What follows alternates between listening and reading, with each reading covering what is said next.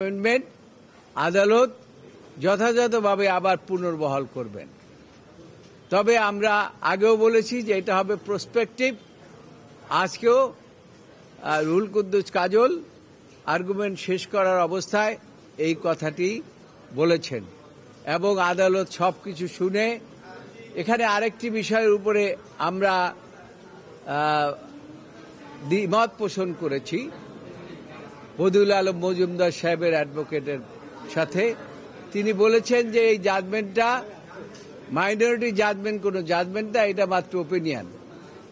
কিন্তু আমাদের পক্ষ থেকে আমরা আগেও বলেছি, আজকে রুহুল কুদ্দুস কাজের সমাপ্তি বক্তব্য বলেছেন যে এটাও একটা জাজমেন্ট, মাইনরিটি জাজমেন্টকে জাজমেন্ট বলতে হবে। কাজেই মাইনরিটি জাজমেন্টকে কোনো অবস্থায় উপেক্ষা করা যাবে না। সেজন্য যে তিনটি গ্রাউন্ডের উপরে লিভ দিয়েছিলেন, সেই তিনটি গ্রাউন্ডই আমরা আইনগতভাবে আমরা সাবস্টান্সিয়েট করেছি।